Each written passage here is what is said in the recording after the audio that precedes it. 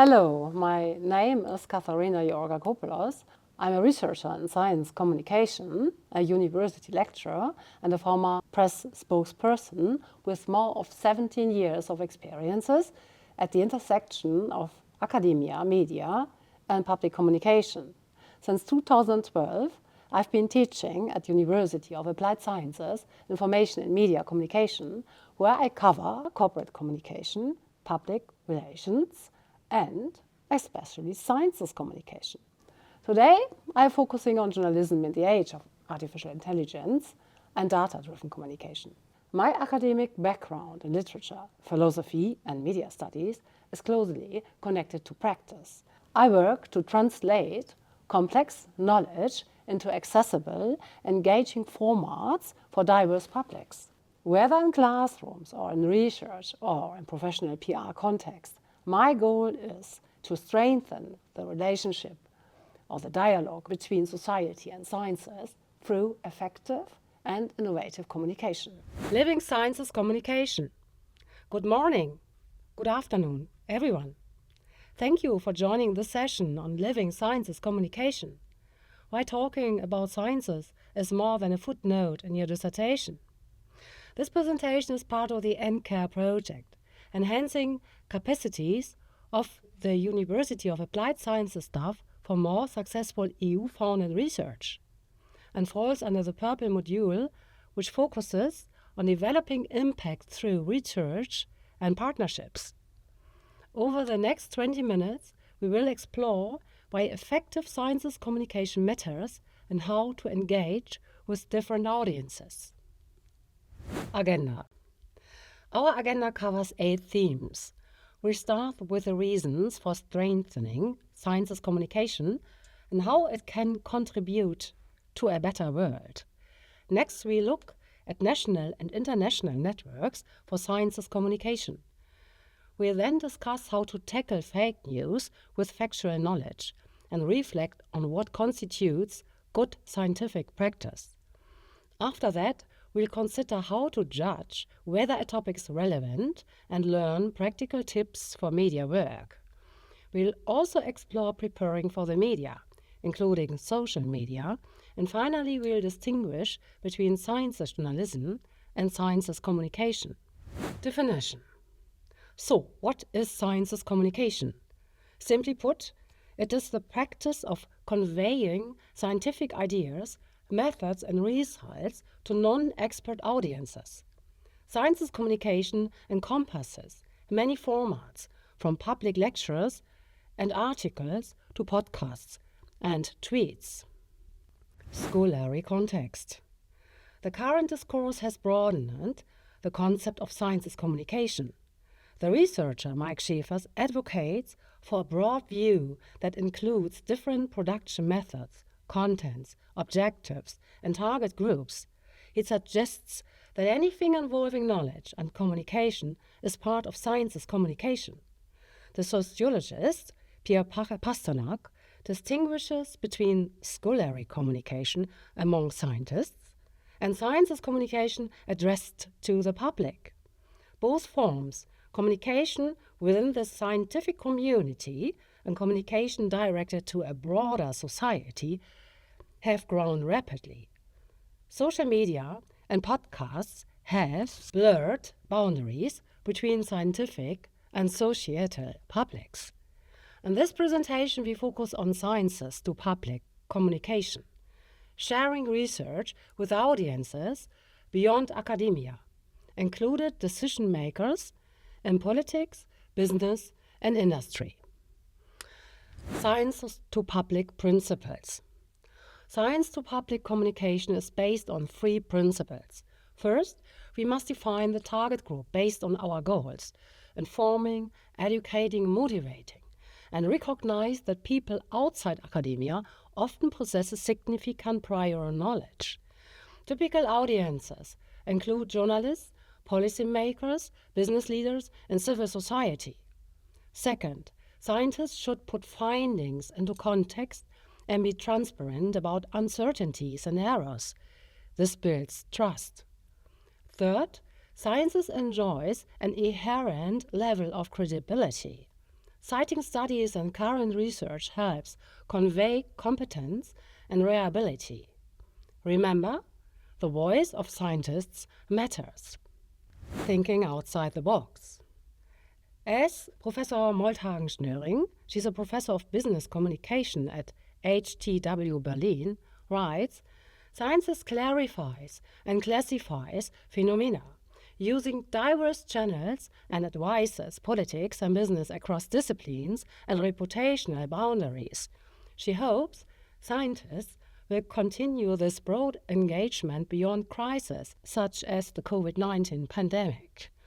Science's advantage is its ability to think outside traditional boxes. Why strengthen science's communication? Our first theme highlights why we should strengthen science's communication to make the world a better place. Informing and engaging the public fosters informed decision-making and helps sciences benefit society. TED Talks. A compelling example is the TED movement. TED Talks in the United States and Germany show how scientists can present ideas beyond expert circles and reach lay audiences. The success of TED or TEDx events demonstrates that well-crafted scientific narratives can capture the public imagination. Since 1984, TED has provided a stage for experts from various fields. Originally a technology, entertainment and design conference, it is best known for its online archive of short talks. Community-organized TEDx events, sometimes hosted by university or focusing on specific topics, reaching millions of viewers worldwide. The success suggests that platforms which package complex ideas into accessible stories can significantly broaden the reach of sciences. As Aravind Srinivas, this is the CEO of the company Perplexity, notes, AI tools may further accelerate knowledge dissemination, but answering questions quickly and encouraging curiosity. Networks and perspectives introduction. Next we will turn to networks. Topic 2 introduces national and international networks that support science's communication. #FactoryWiscom. In Germany, the #FactoryWiscom initiative has been promoted science's communication since 2019. It aims to integrate communication into all stages of scientific careers and grant processes. This participatory effort involves about 150 experts from sciences, journalism, and foundations. Its goals are to identify community challenges, incorporate emerging issues, and ensure that solutions are adopted by the community. Perspective for action. #FactoryWiscom calls for binding standards for science's communication, such as guidelines from the German Research Foundation and the Press Council. The initiative urged university to foster a culture that values communication, learn from errors constructively, and provide resources to support communicators. Its overall aim is to make science's communication an integral part of the scientific system and self-image. Edition 2 of #FactoryWiscom, running from 2022 to 2025, focuses on implementing the first edition's recommendations involving new international stakeholders, addressing current developments, and organizing 10 community-driven task forces. These efforts aim to professionalize science's communication and keep pace with evolving expectations. International networks. Science's communication also takes place through international networks. These networks connect science's communicators, research institutions, and professional organizations across Europe and beyond. The slide number 14 lists several platforms and conferences. The European Commission's Press Corner, ECSITE, OISEA conferences, UPRIO events, PCST conferences, platforms like OISEA portal, and the Ski Common newsletter, and projects like Cola-esque and others. These organizations provide opportunities to learn, share experiences, and build partnerships. New introduction. I would like to introduce two networks in more detail. Cola-esque network. The first network is Cola-esque, an EU project created a competence center for sciences communication, running from April to 2023 to March 2027, with a €3 million budget and partners from 8 countries. Cola-esque aims to develop and mainstream knowledge and connections in sciences communication. The project's main goal is to ensure effective best practices communication, particularly in crisis, and to promote rapid mobilization of sciences communication to fight misinformation and build trust. More than 900 people are registered in its community for practice, including numerous hubs, networks, and EU projects. An annual conference is also planned for 2025. OISEA network. The second network is OISEA, the European Sciences Engagement Platform. It serves public engagement professionals, helping them find resources, methods and tools for participatory and dialogue-oriented activities. The platform's resources page links to many other sites, providing tools for sciences communication and public engagement. OISEA draws on EU projects such as NUCEARU's project and offers materials like toolkits, reading lists, and activities, ideas to help tailor events to specific topics and audiences. It also shares a video encouraging participants to share experiences. Tackling fake news. Now we come to our third topic, tackling fake news with factual knowledge. Fake news and target disinformation harm society by injecting false claims into public conversations and blocking the informed debate that democracy needs. While inaccurate and incomplete reporting has always existed, social media can act as an unparalleled dissemination machine, making disinformation more pervasive. The example of a tweet from Donald Trump claiming that climate change was invented as a hoax demonstrates how easily falsehoods can gain traction. Science operates differently. It is built on research and evaluation, with scientists constantly reviewing, adapting, and sometimes discarding explanations.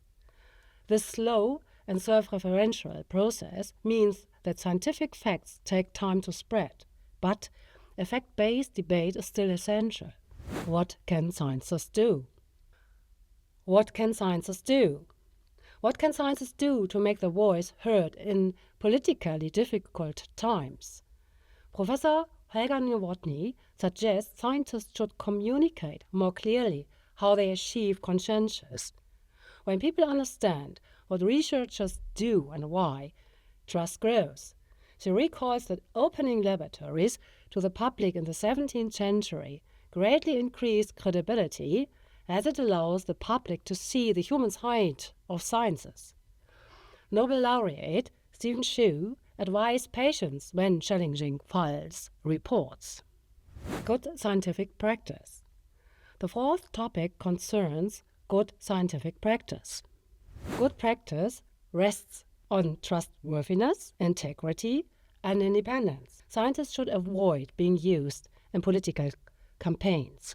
Research should address societal needs and return solutions to society. This is sometimes referred to as the third mission of universities. Communication should be clear and accessible. No jargon, clear narrative structure, simple sentences, and concrete examples. Reports should use active voids, avoid discriminatory language, and include quotes from relevant sources. Journalistic skills are useful here. Being open to dialogue means tailoring content to each social media channel and analyzing target audiences carefully. Research service example. The talk briefly references the research service on Hamburg University of Applied Sciences website as an example of how institutions can support researchers in sciences communication. Is my topic relevant? Next come topic 5, deciding if your topic is relevant. To gauge relevance, check if your subject is being discussed in the media or on social networks such as X, formerly Twitter, Facebook, Instagram, and LinkedIn. Consult university press reports, informal communications and blogs within your field.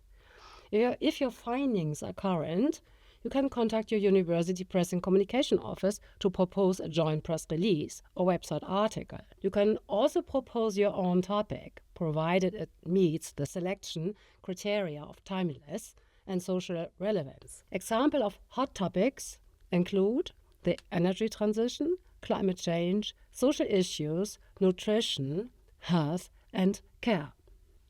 Tips for media work. Top 6 introduces tips for working with the media. Hamburg University of Applied Sciences plans to increase international coverage of its scientific work and offers several tips. For a press release, ensure you answer the why, what, where, and who questions. Include the organization's name, a clear title in subheading, and the main text with context. Identify a contact person and write precise captions. Only include images or graphics if you have rights to use them, and always add a link to the full results, such as the paper or report, and primarily literature or founding information. For interviews, agree on the subject, type, length, location, and participants, and confirm when and where it will be published and broadcasts. There are 3 main interview types: recorded interviews, where the journalist may use short quotes; studio interviews, which may be recorded or live; and live broadcasts on location, which inquire concise answers to a few questions. What's about social media? Topic 7 focuses on social media. Researchers must pay close attention to social media. Anyone can become the center of attention overnight, so understanding media dynamics is part of media literacy. On social media, work with guidelines, checklists, prepared wordings, and relevant hashtags. Use your own or license-free image and respect copyright and personal rights. Each official channel, like Facebook, Instagram, YouTube, and LinkedIn, should have its own editorial team and be moderated. You should consult with a responsible social media team ahead of time. Resources for dealing with cyberbullying are provided. If you experience harassment, contact your university for support.